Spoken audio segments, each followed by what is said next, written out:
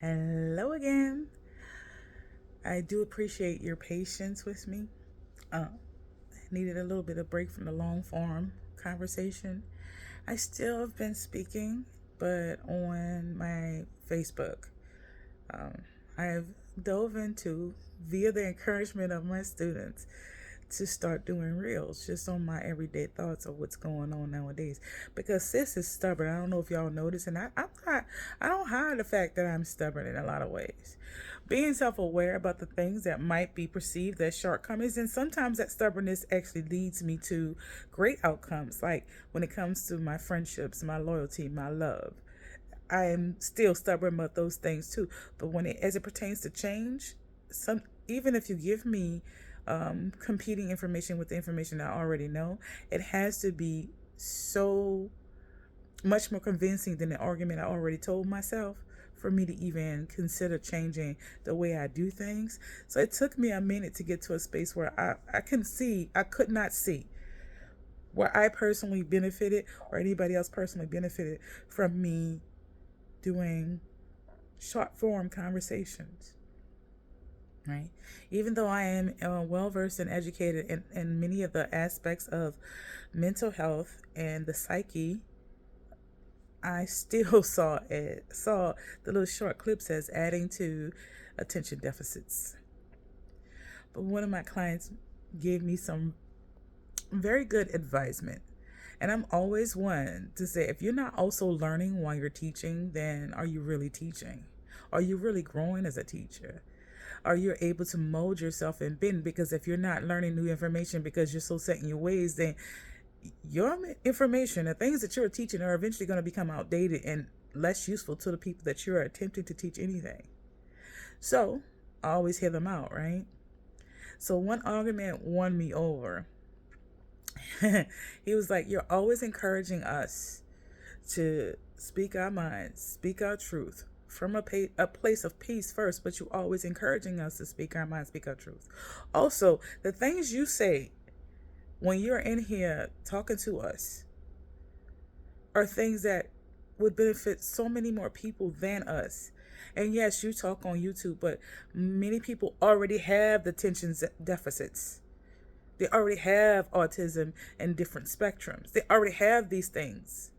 You're thinking of it from a perspective you can be contributing to it by using short clips. But, basically, he helped me understand it from a perspective of there are already people who have these issues that could be hearing what you have to say, that could be encouraged by your words, or learn something from you that you are dismissing by proxy of trying not to cause a further problem that is already present.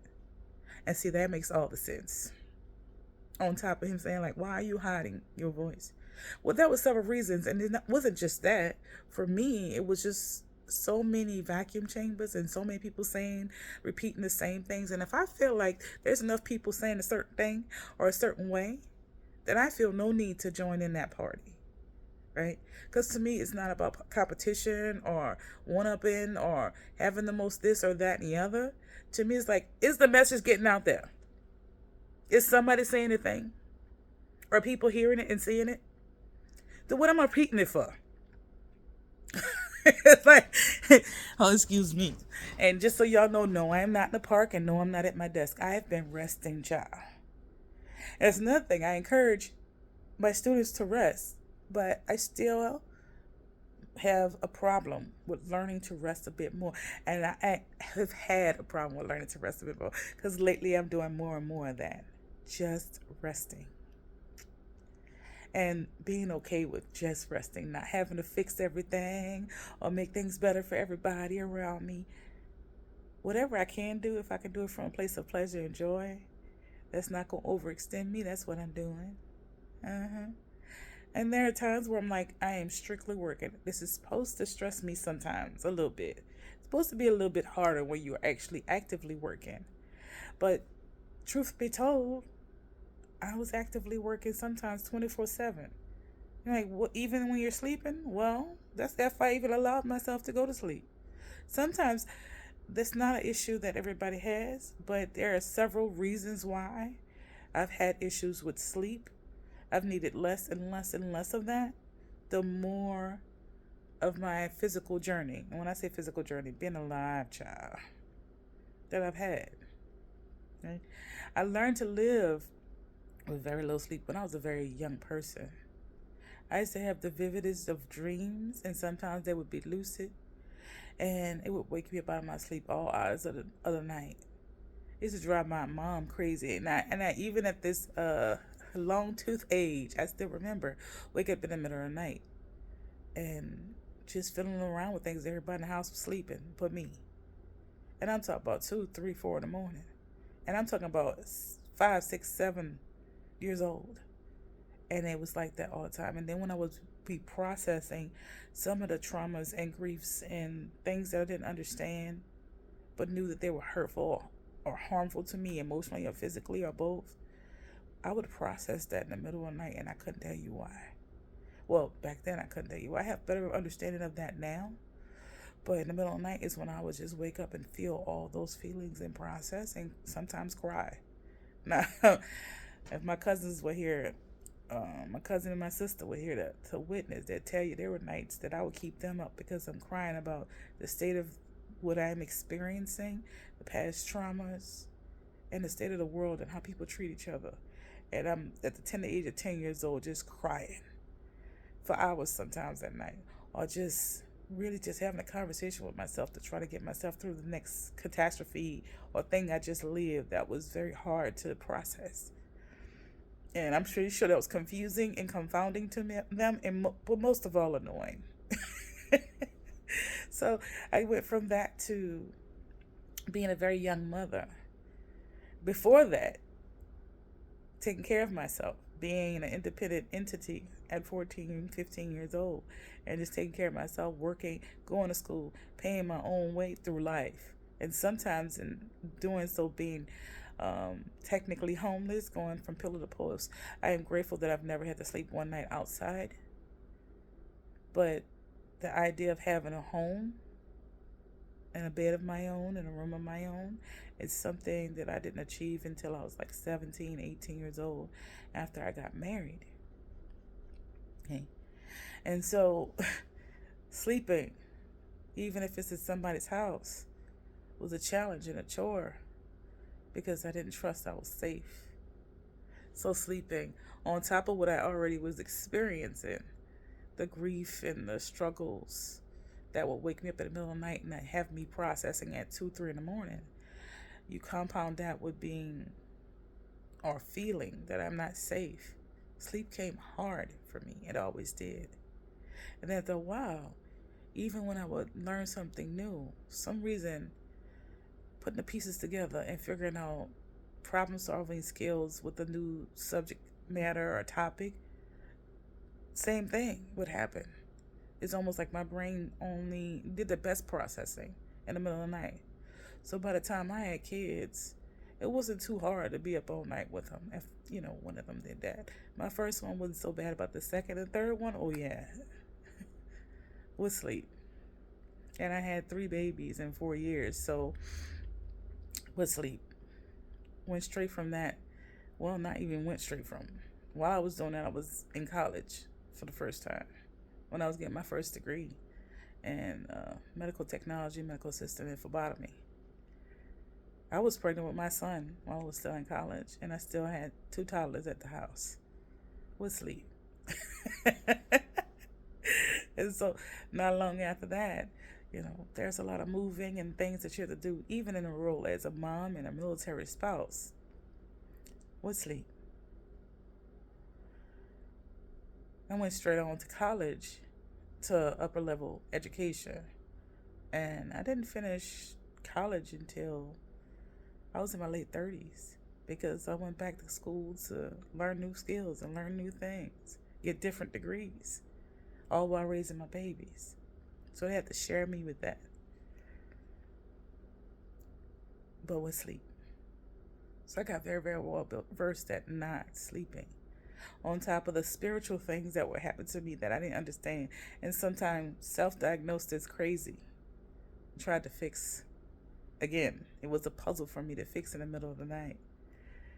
And what is wrong with my brain? Why am I doing this? Why am I seeing these things? Why am I experiencing these things? Nobody else is experiencing them. It took me probably close to my 30s, early 30s, to figure out that I wasn't crazy. And it was not a relief. It was still a problem to solve. It's like, if I'm not crazy, then how do I function with this? Because I've exhausted all the possibilities of crazy. And then eventually I would get to spaces where I get so exhausted from the concept of learning how to live with it that I'll just relax in the concept that I must be at least partially crazy. And I found comfort in that. And then if there's people who I brought into my existence that accepted my brand of crazy, then I held on tight to them. Only to figure out later that I'm not crazy once again, and to be, believe it or not, very, very distraught by that. Like, I'm either crazy or I'm not crazy. And neither one of them was a relief, because I was still experiencing the things that I was experiencing. And I'll be brief. I've discussed them here and there, but these are not things that I would wish on anyone for any particular reason. I would hope that we get strengthened by proxy of our lived experiences through love. And yes, I do understand that a lot of us needed to be stronger right now, not just for ourselves, but for the people in our environment, in our communities. Because they may not have had to go through the things that we've gone through to be able to be as strong as we need to be to get some of them through those things. Okay. I understand that, while also still grieving a loss of peace, while also still grieving a loss of my own sanity at times. So sleep would sleep. So now I'm in a space where there are times where I actually have to consciously meditate myself to sleep, or wind my brain down just enough so I can get a few hours. And I can function on it. And I tell people I sleep sometimes as little as 3 hours or not at all for a couple of days. They're like, what? How are you doing that? What's going on? How are you functioning like that?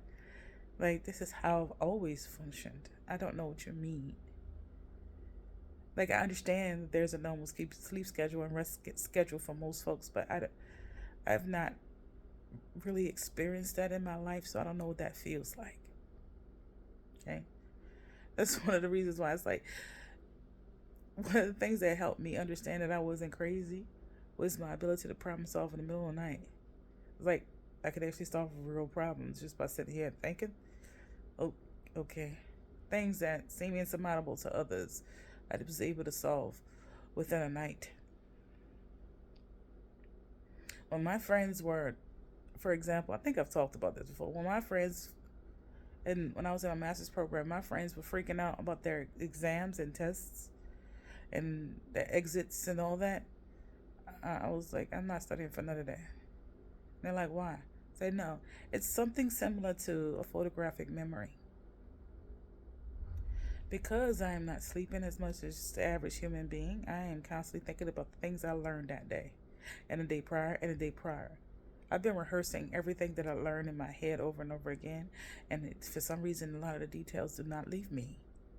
It's almost, I just captured it from the sky almost. Even the things that I've read once, maybe twice, it just stays in there for when I need it.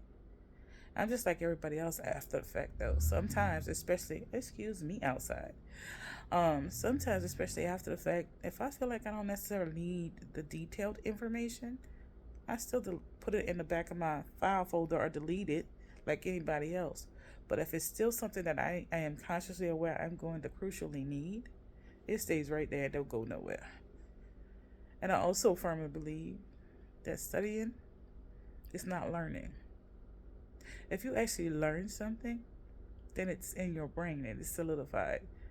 Now, I may just be that just might be my little take on it, but it don't change nothing here nor there. But the point being, I've had to adjust in so many ways to reality that doesn't seem to fit me or to be for me. And it never really seemed like it was for me. Even now, sometimes I still have to adjust. Okay?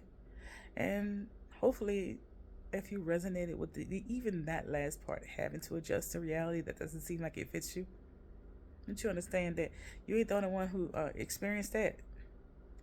A lot of people calls these kind of symptoms by various names like autism, ADHD, ADD, and the list goes on and on and on. I just see it from a perspective of there are some lived experiences that change us, that make us adjust, and then there are some things that we just have by proxy of our lineage, our bloodline, because our parents suffered with something, and we're more likely to struggle with those things on and on. So it's a bag. It's a mixed bag of different things, okay?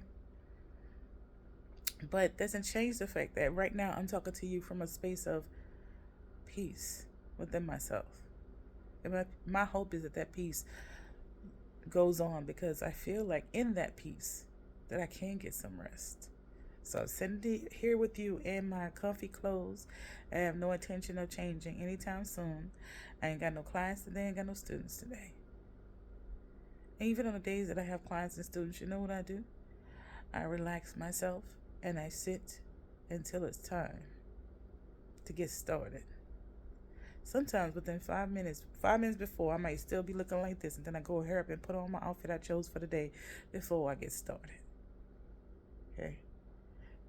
And that's something I wouldn't allow myself to do before. I was constantly thinking and moving or doing something. And if it wasn't just sitting there and stressing myself out in a rapid succession. See, some of the things, the lived experiences, the traumas and things like that, give me complex PTSD on top of thinking I'm crazy because of all the things I could see and experience that other people couldn't. It was constant. It was unyielding. Like even after the fact, when realizing and making peace with the idea and concept that I'm not crazy and that these things are happening. Hell, some things that I thought I was crazy about didn't show themselves until 2019, 2020. I don't have any proof to tell you or to show you. And then whether you believe me or not, it's irrelevant at this point. I used to care about that. I don't know more. We've all experienced the things that we've experienced between 2019 and now. I've been seeing them in my dreams, in my imagination when I try to meditate, since I was a child. The anger and the resentment from all that is something I had to heal continuously. Even when I was at my big age, in my 30s, when all this stuff started coming to fruition. It doesn't change what happened, because again, there's a part of me that grieves for the loss and the peace that I didn't have, that other people had a chance to enjoy. And the loss of peace of thinking that I'm crazy and being ashamed of that. And the loss of peace of people seeing me talk about those things. And even people who are mental health professionals. It's literally one person that cared enough to check on me who thought I was crazy at the time. And that, to this day, sometimes still hurts. You tell me that you love me and you thought I was going crazy and you didn't do anything to help me. It's a good thing I wasn't going crazy, even though there's some part of me that was. It's like, you mean to tell me I wasn't crazy? And that in itself caused its own emotional breakdown. Because all this stuff I've been seeing is real. Oh my God. Because I've seen so much more since then. I am better at receiving that now than I have been. I used to try to medicate it away. I couldn't get drunk. Drugs had very little effect on me, even if I was using it for pain, for different health issues I've had over years and surgeries. I did everything I could, I thought, to get it away from me. And nothing had very much effect. As a matter of fact, most of the people who has actually drank the grown-up juice with me over my lifespan will tell you That girl can drink anybody under the table and not be drunk. And you're damn right. And I didn't understand why. The tolerance has been high. I thought it was just being born and raised in New Orleans. It's a thing, child. Either you're Irish or born and raised in New Orleans, but those are the folks that got the cast iron livers, you know? I done got tears all underneath my throat. But it was more than that. And I won't even elaborate on that, but whatever the case may be, that's what it was. So I couldn't even get help in that. Because see, sometimes, even though I do not encourage it, obviously, I understood addictions. Understood escapism. The frustrating and angering thing for me is like I couldn't escape inside nothing because nothing would turn it off or turn it down. There's literally nothing I could take or do that would turn it off or turn it down. As a matter of fact, some things I would do just made it louder and me less susceptible to be able to ignore it just to go on with my day. There was a couple medications that I've taken for anxiety that helped turn the volume down. And even with that, it became problematic because some of those things are addicting to other people. So they see that you have it, they take it, and now you got to explain why you ain't got your medication to somebody, and they're looking at you like a criminal. And that's not something I needed to add on top of the pile, you know? So I had to take myself off even the one little thing that helped me at a certain point. And it just, yes, temporarily gave me even more trauma because now I have to cold turkey wind myself off of something that was helping me, but also had my brain in some way addicted because it was prescribed over time. And that was a lot to surmount.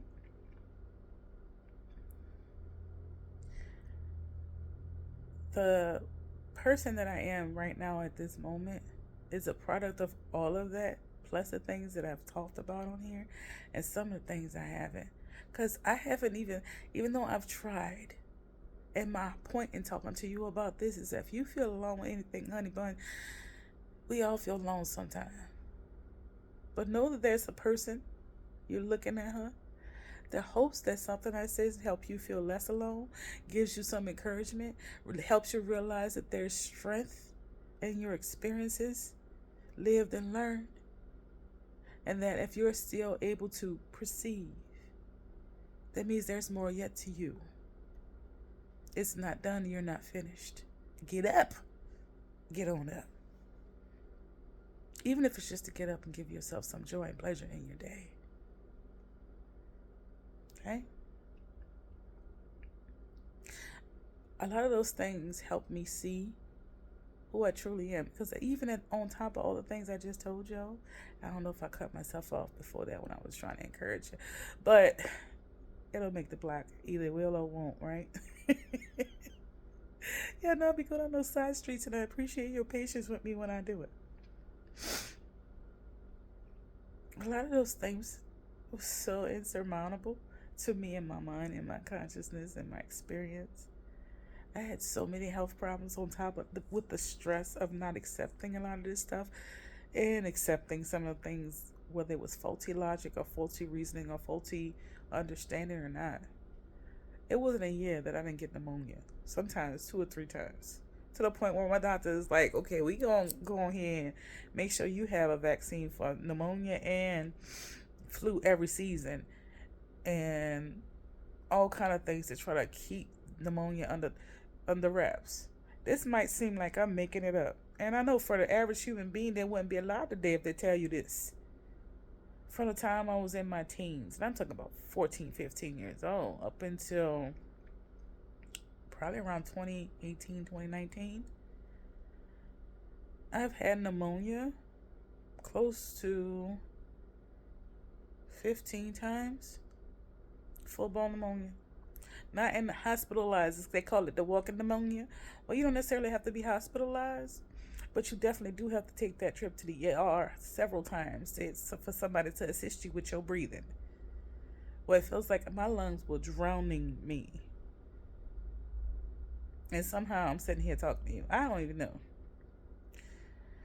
I've had organs fail on me for seemingly no reason whatsoever. It's almost like my entire vessel would just hated me. And now I can tell you with all the confidence in the world that I haven't had any extreme medical conditions either way. I'm the healthiest I've ever been in my entire life right now. And I am grateful for that. Because not going a year without being sick was not it, child. But I also had to receive, let go of some things, let go of some people, not because I want to. Now there's a point where I was in my healing journey, and I want y'all to listen clear to this. Please, I'm asking. I know there's a lot of folks out there that's telling you gotta have disdain, hatred, or hurtfulness inside your heart for other people in order for you to heal. And I'm here to tell you that you ever love somebody that's unconditional if you really love them. Love is unconditional. The true love is unconditional. But does that mean that you still engage them? No. And if you know somebody's not healthy for you, or some situation's not healthy for you, you slowly back away from it or run away from it. You don't have to spin a block and throw salt on it on top of it. Honey, that faulty reasoning and that faulty vibration, that faulty logic is something that we all been socialized to do for our egos. We can't let them get away with that. Well, it depends on the circumstance. Is there an injustice that has been done? And are they capable of doing it to somebody else? See me? As it pertains to what a person has done to me, it depends on how much it matters. Now listen to me. It depends on how much it matters. Does it matter so much to you that it's going to impact you from living a good life if you get away from it? So I'll use a metaphor, or I'll use an example. If I know I had $25 and that's all I have to my name, and I let somebody in my house and they take 20 of my $25, and I know it was them, and I've been generous to that person, and I was also willing to share with that person that my last $25. Now I can go tell everybody I could think of that person stole $20 from me, or I could just choose not to be around that person ever again. I don't trust them around my money or share with them again, and be more cautious about where I lay my money. You see, this is how I choose to vibrate at this time. And I don't know why them old folks, and when I say old folks, I mean my guides, my ancestors, my consciousness that is connected to these things. Don't ask me why they told me to eventually get that.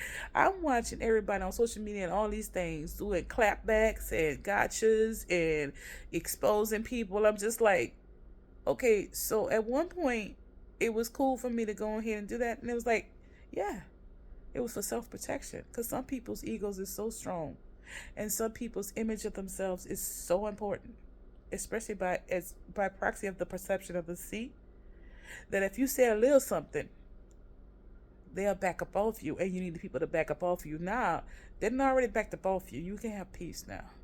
You don't have to do all that. And if they're gonna do the things that they've done to other people, is it life or death? No. But did it hurt you? Yes. Figure out a way to build outside of that. Build away from that. Don't re-engage it in that way unless it's a life or death issue, or it's something that's going to cause hurt and harm in some kind of severe way to someone else. And to say I was irritated and mad about that is an understatement. Because I'm going to tell you something. From where I used to vibrate, you tried me, you got tried, period. And when I say tried, I mean dragged. I'm fully capable of doing such a thing if need be still. I don't shy away from that. Just that I pick my battles better now. Some things are not worth my energy or my attention. It's one of the reasons why there's people to this day that still be sending negativity, or at least attempting to send negativity. And every now and again, it'll kind of wave by me, and I'm just like, it's almost like when you pass somebody that's funky. I'm like, I'm good.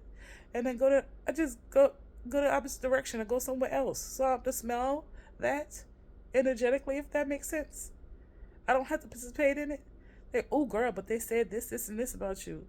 Okay, that means they will not get the luxury of experiencing me on a deeper level. If that's what they choose, then you can go right to hell. Because I've gotten to a space of loving me so much that I realize I am an experienced child. And I also have gotten to the place of really experiencing, understanding unconditional love from a very deep level. And here's the thing, I want y'all to understand I don't mean this from a place of malice at all or disrespect. I've experienced what I perceive humans' capability of experiencing all the loves,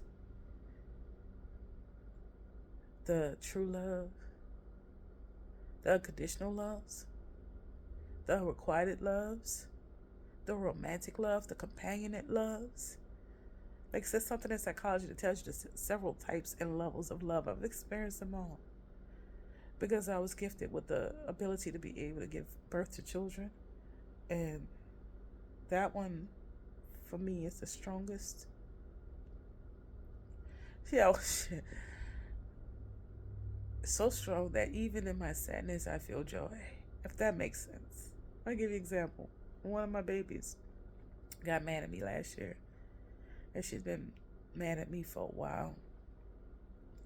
And she told people that just never was there for her. Internally, I know that that's not true. But I also know that she's experiencing pain. And then when people started talking to me about it, I'm like, okay, that's hurtful. But my perception of self is less important to her being able to process whatever she's processing right now. She's going to be okay on the other side. And this very next thing out of my mouth was, it's because I don't agree with what you have to say. Y'all better not say nothing to her. What? I understand some of y'all know differently or see differently or experience differently or want to say or do something in my defense, but with anybody else on this planet, maybe, or with my children, I don't give a damn what they say about me. Let them say it. They're going to be around or back in. My lived experience in my story either speaks for me and it doesn't. But that is my child. Let her say whatever she want to say. And if y'all got something to do about it or something to say about it, know that you ain't got to worry about her. I'm be the one on your porch. Knocking on your door and ask you why you messing with my baby. Leave her alone. If you know what the funny thing about it is? Kind of funny, not necessarily ha but ironic. Her doing that was what woke me up out of a deep depression. See, one of my other children was very sick, and it was the second or third time in her life she'd been sick. One of the first times is when I was giving birth to her, and they told me she was going to have all kind of health problems and complications, and she was going to spinal bifida and all kinds of things, and Down syndrome. And only to find out it was her twin that had all those things that I had lost. But I was already ready to grieve her. They told me she probably wouldn't make it and all kinds of things, right? But she was sick with something they couldn't figure out because she kept bleeding from orifices in her ears and her nose, and it was a lot, right? And then finding out that she had hearing issues and she had to have surgery on her ears, and then find out she had sinus issues still later on in life. And then at one point, being black and going and trusting medical doctors got very, very more and more and more difficult over time. And it's like when she was in her early teens, it's like her medical staff seemed like they was trying to kill her. And there's something that's more prevalent now as it pertains to the knowledge about how people of color are treated in medical facilities sometimes, as opposed to their counterparts in the Caucasian communities. But I also know that this is one of the ways I knew that people, wanted to make sure that they understood that if you're going to harm my baby, everybody going to know about it. And she was having surgery, and it scared the bejesus out of me because I knew something was wrong because they kept telling me it was going to be a quick surgery. It's going to be an hour, maybe an hour and a half. And then the recovery is going to be maybe 45 minutes. Meanwhile, 3-4 hours passed and my baby, no sign, nothing heard about my child. I had to practically bust in the back to the recovery area to find my baby, only to find her unconscious long after she was supposed to be awake and getting ready to go home. And they couldn't figure out why she wasn't waking up. They were trying desperately to wake her up, and nobody was giving me any answers. They were just trying to push me around because I think somebody messed up really, really bad. And they were trying to cover it up. So I was like, what do I do? What do I do? What do I do? And her father didn't know what to do, but I was like, you know what? What I'm going to do is y'all going to let me go back and see my baby and stand next to my baby until y'all help me figure out why she's in a coma. Because practically that's what she was, because anesthesia had long wore off. And so they pushed me at the back and told me, oh no, you can't be back here and all these things. They kept giving me excuses, and my baby was still not waking up, and they couldn't figure out why. And she was not getting enough oxygen. They couldn't figure out why, and it was dropping and dropping and dropping. And I know what this means. All right, I've already been to college for nursing. I already know what this means. Something's really drastically going wrong with her, but they would not explain it to me. They would not let me near my child. So at the while, I was like, either you let me near my child, or it's time for me to call Navy JAG or something to come in here and be an advocate for us, because I don't trust y'all no more. So when they finally wheeled her out in a place where we can actually stand next to her while they figure out what was wrong with her, they still were giving us a runaround. So I said, and they were saying there was nothing wrong with her. There was nothing wrong with her, yet her pulse ox was steadily dropping piece by piece. So I took pictures of her and showed it to them and showed it to an audience. It's the first time I've ever made my page public, because I didn't know what else to do. My baby was dying and it wasn't listening to me. And so the things I know to do in a case of an emergency like that, if somebody's not breathing, is you sit them up and you put the nasal cannula in and you put some oxygen on, and they wasn't doing nothing to help her. She was just laying there with the pulse steadily dropping. So when I posted that picture and showed the medical staff, I posted that picture on social media, they finally started listening to me. They started doing something. The medical advocate came down for the hospital. I showed them too, and they finally started working on her. It come to find out they had nicked something in her sinus cavity, and she was drowning in her own blood. And it wasn't until I posted that picture that they did anything about it. She would have died within an hour. She ended up puking up almost a pint of blood when they finally saw it to her. And it's one of those things, it's like the anger and the rage inside of me. I was just relieved that my baby was okay. But Lord knows, there's a part of me that wants to wring their ass to the ringer, get an attorney and sue the shit out of them. But I was just grateful my baby was okay. Hell, there are people on the back end of that, even family members and people close to me, who saw me doing that as a cry for attention. Yeah, it was a cry for attention. I wanted to keep my child alive, but I didn't know no other way to do it. It's not something I've ever done before, and she's been in danger before, but that was the first time I had done that. First time I used social media to help me in some kind of way, because I didn't have any advocates at that moment. It was just me fighting for her life. It's the first time I ever told that story from that perspective. The only other person who knows that perspective is their father. To this day, it still kind of gives me a little sadness, but it is what it is. She's alive. And now I have my first grandchild. And she is so beautiful. So I don't regret it.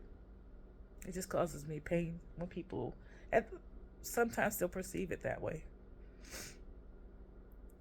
But I've never, until this day, thought to explain myself to anyone who's asked me or gave me a hard time about doing that. Like, you have no idea what I was going through at that moment. That was my last resort. Then I realized the power of social media at that point. And I'm talking about, this is like 2014, somewhere around there. That's when I realized that our voices on social media can actually make an impact on our lives personally and professionally. That's when I started to look at it from that perspective. I learned from that tragedy and from that trauma, I could do something with this. So outside of just talking about my life, I started talking about things that I thought would be helpful and beneficial to my community, and encourage people to do things that can be helpful, that are small and large, and talking about the things that were truly happening in my life. And then eventually that started to grow, and I started to see more than other people, and especially after COVID. And now we have people doing that all the time. But for me, that was my first experience with that. It just came to my mind to do it. And that's, I believe to this day, the thing that saved her life, because they were afraid that I had posted that and where she was and what was happening. And although I do advocate for you guys to speak your truth, because that has changed so many minds and so many hearts at this time, it's not always going to do that. The time for unveiling and seeing things clearer that's been hitting for us was between, in my assessment, and I could be wrong, 2018 and now. There's literally nobody on the planet that is capable of understanding and receiving information about all the things that can possibly learn that hasn't. People are aware and making conscious choices at this point. They're making conscious choices to be exactly who they are. And this is where I come back to the unconditional love. Now, rock with me now. Even when I was done feeling all the things I was feeling at that one experience I just told y'all about with my baby, it didn't change. It didn't make me want to hate those people. It didn't make me want to lash out at them. Like, the problem was solved. My baby was okay. She was alive. She was no longer drowning. And that was good enough for me. I never made the block. There are sometimes I actually gave myself a hard time for not doing that, because they were absolutely negligent at that time. Absolutely negligent. I should have knew something was wrong with one of the doctors, because he was trying to change her nose. Said, do you want her to have a more refined nose? And every picture they showed me was someone that was Caucasian. Said, since your insurance is paying for it, a lot of times when kids need surgery in this area, they can elect to have certain things taken care of. I'm like, there's nothing wrong with her nose. No, she has her daddy's nose. You will, partly my nose. It's a mixture. You will leave her nose right the hell alone, fix what you're supposed to fix up in there, and get the hell out. I was so appalled. But I should have knew something was wrong with that medical team when that doctor said that to me. Anyway. Like, she's beautiful. What the hell? I was so offended. Anyway, but that unconditional love, it wasn't just in the act of not spinning the block, because it served a purpose. And I'm hoping I'm elaborate on two things for you right now. One, do what you must, but not more than you must for your ego. Two, you don't have to hate somebody if you got to separate from them for your own peace. You don't have to go back and say, well, now that I'm separated from this person, I have to now hurt them and harm them. Honey, I was socialized to do a lot of that stuff too. But I've taken the time at this particular point to heal that. Realize that every single time I hurt another person, I'm creating more and more negative energy and more karma, as some people put it. So every time you cause pain to somebody else, you are causing pain to not just them, but everybody around them. You're causing stress in their life.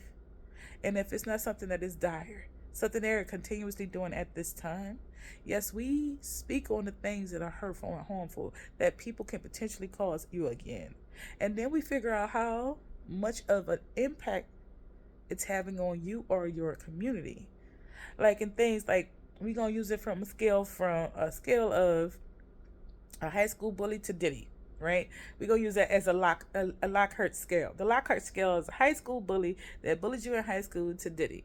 What somebody bullied in high school may have been being bullied at home and abused at home, and they may have had therapies or different experiences now, and they are no longer bullying people, right? So it just don't make no sense at 5 years from then or 20 years from then to go make the block and holler out this person's name. What does make sense is to talk about your experience from a journalistic perspective, and then teach people how you got over that so they can then learn how to get over their own stuff. But it does no benefit to yourself or society to go back and make the block and cause this person pain, especially if you are uncertain that that person is still causing that pain, right? But then there are some things, like, again, we go to Diddy. If somebody's hurting and harming someone, and those the type of ways that he's hurt and harmed people, then we need to go on here and speak those names. But we need to have discernment between here and there. I've been tempted on several occasions to go ahead and name names and give receipts and shame people into oblivion. And there have been times where I've been angry with myself. I've talked to y'all about this before. I've been angry with myself because I wasn't able to do it. I couldn't bring myself to do it. And I saw it as a weakness. And I realized it is a strength.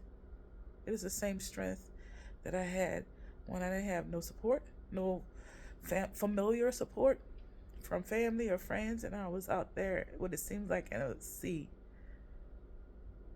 when I was working 2 jobs and homeschooling my children, and with a husband that was emotionally unavailable to me and sometimes abusive. Even though there was a deep love there that I now get to know, now that he's got a lot of help for his issues, I wasn't experiencing it from that perspective back then. But that person would take and clean clothes and wash them on hand if need be, because he ain't always have access to laundry facilities.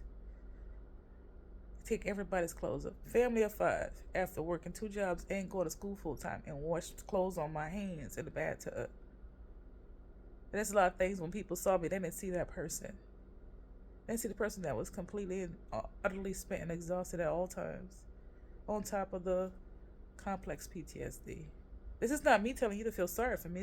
Is hopefully helping some people who knew me in real life to understand the strength you saw in me at any given time was strength that I had to pull out of nowhere. And if I gave something to you and you neglected that strength or that love, it was unconditional love I was giving to you because I could see past all your bullshit from day one and loved you anyway. That's unconditional love. Knowing somebody's going to hurt you and being able to experience it in your mind's eye and still loving them anyway is a different kind of love that I cannot express to you. And I've tried in different ways other than to tell you that's what I experienced. But here's the thing. I don't think I used to be resentful of my own self for those things. And now I see something different. I think I was meant to experience unconditional love so I can teach people how to have it. And I feel like sometimes I've done well and sometimes I've failed at teaching that. My hope is I get better every day at teaching that. It doesn't mean that it wasn't hard fought and hard gotten. There are people to this day, and now I can kind of laugh at it, that I literally told exactly how they were going to betray me and when. And I used to think, yo, dumbass still sat up there and stayed friends with them and loved on them till the very end, didn't you? I sure did. I'm like, but now I don't see it as a dumbass. I just see it as that was the way I love. That is the way I love. But I added something to my tool belt, and that is to love myself so much that once I see the betrayal have, something in my mind's eye, the thing I used to think was crazy that tells me, oh, the betrayal is coming and this is what's going to look like as you see it, like as if it's a movie playing. Once I see the first sign or symptom of that thing actually about to happen, I start to back up. Emotionally, spiritually, just back away from the energy. Do I cut a person off before they've actually done something? That'd be like Minority Report. Just preemptively striking on crimes that didn't happen yet. No. But I do pull my energy back. Once I see the first sign of anything that I've experienced in my intuition, I sure do. See, before it's been like, okay, so here's what I can do. I can tell them what I saw. Or I can explain it to them in such a way where they can actually think about the actions before they do them. And also teach them from my experiences and from my modeling behavior so they can see what doesn't fit the storyline of love and what does. And I don't think that was that was a trial and error period. That is not how I was supposed to teach people how to love. Trying to preemptively stop them from doing bad things. That was the wrong way to do that. My seeing these things wasn't for me to prevent them. And honestly, there was some of my best teachers in that. I mean, it took me a long time still after that to learn the lesson. Me seeing other things, even that I told y'all about earlier, that I've seen since I was a child, wasn't for me to prevent it. I used to think it was. Like, if there's a reason why I'm seeing all this, it must be for me to prevent it. I must be given an opportunity to stop this stuff from happening. And the answer to that sometimes, unfortunately, is confusing because sometimes if it's something, you have to use your discernment, right? If it's something that you can see that is teachable for both parties, both yourself and the person you're experiencing, then yes, you're not meant to tell the person what you see. Not always. That was for you. You're meant to figure out a way to help them learn and avoid or get around the obstacle without having to have the hard lesson for either one of you. That's sometimes the case. And that's where discernment and wisdom comes in. But for the most part, especially when it comes to the grandiosity of reality, it wasn't about preventing it. It's about it being prepared to endure it and help folks through it. Now, that I felt stupid as I don't know what, because it took me a long time to realize that. See, some people think that I have joy in my heart and happiness and glee right now because I'm happy about all the horrific things that we're seeing every day. No, because, babes, I've already seen a lot of it. I have joy in my heart because I pull it from all my joyful experiences, from the first days that I saw my babies' faces to the days that they will be getting awards and honor rolls and doing things that they enjoy doing, and the days that I've been so proud to see them achieve things and their happiness and joy. The days that I've had really, really good days with their father, the wonderful experiences we've had, it doesn't change the sad things and the hard things that I've endured in those cases. But cleaving on to the good things is what brings the joy. It's almost like listening to a song that gives you the music gives you a vibe. I do that through experiences. It also helped me forgive a lot of people who hurt me that didn't say sorry. Because before they hurt me, it seemed like they loved me. And so instead of looking at it from a perspective of what they did to me, because the healing helped me get to that space, I looked at all the great things that we had together and I could laugh. I can even laugh at some of the silliness that fractured whatever we had in the first place. Families, friendship, and all that. Does that mean people get to come back into my reality without having men amends or change behavior? Absolutely not. I am not that chick no more, honey. I forgive you without having to re-engage with you. Believe, trust, and believe that. Okay? But I don't have to get on here or anybody else's platform no more and threaten anybody. My energy speaks for itself. That's why people who you can see, they have way more than I have right now as it pertains to a following, a platform, the amount of people, the amount of money they have, and still come over here trying to mess with me. For what? All y'all did was compliment me. This is a side street. Come on with me. All y'all did was compliment me when you did that. Because see, somebody who's really healing can see the positive in just about anything. Or gain strength from just about anything. See, if nothing else, some traumas gave me my whole life, it gave me that perspective. At first things first, I thought maybe something was really, really wrong with me.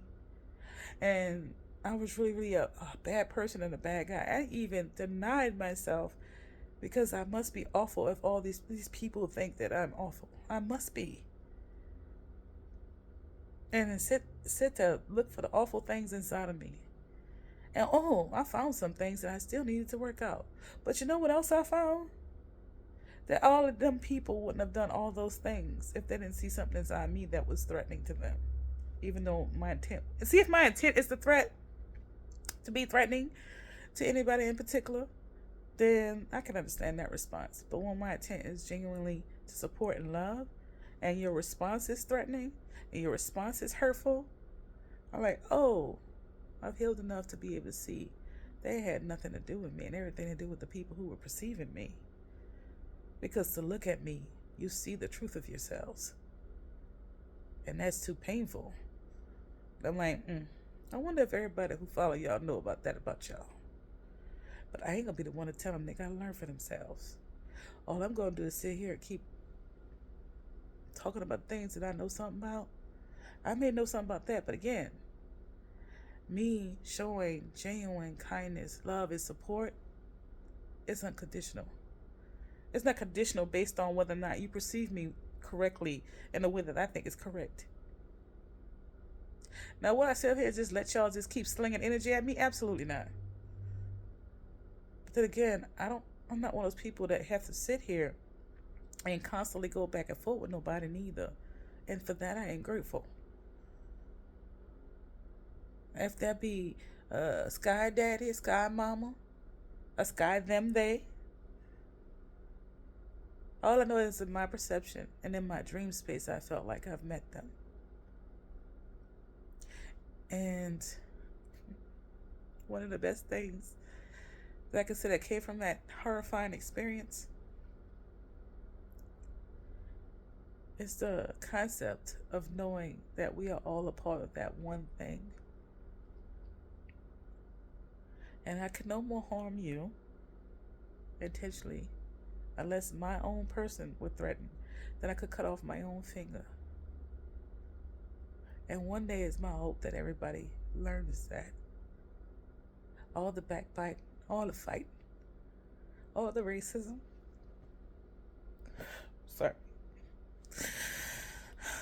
all the competing, the bigotry, the crabs in the barrel, all the stuff that are self-inflicted injuries on the self, on the body. I hope that it don't take everybody too long to realize you're hurting yourself when you hurt each other. I realized that a long time ago. And even though I can experience joy now from all the pain, that's one of the few things left that can really hurt me deep. It's when I see it. So sometimes when I get annoyed and aggravated about what goes on social media, a lot of the times it's just like, dude, if y'all could just get past your own egos, we can just like move this forward. Like a lot of people are mad at what's happening with the Manchurian candidate and that weird guy. Because that's what it is, a Manchurian candidate. Believe it or don't. And some people know what that is because they've seen the movie way back yonder. But if you're young, you just go ahead and watch that movie and see the reality that's playing out in front of you. Anyway,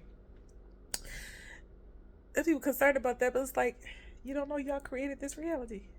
You don't know about the behaviors that y'all created this reality. By stabbing at each other instead of trying to heal each other, you created this reality.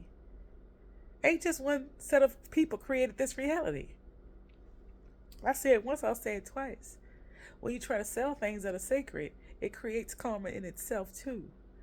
Because I, again, say it once, say it twice, way back yonder piece, that was an energy, a wave that was blasted forth that had the entire world galvanizing behind the concept and idea of oneness, even if it's oneness because a tragedy happened. And that was way when the whole world was in protest of the injustices that were happening on this soil, and nothing else around the world was more important and more vocal. And then people started to sell pieces of it and trying to be ahead of it and try to take credit for it. And the moment that started happening was the moment we got to this space.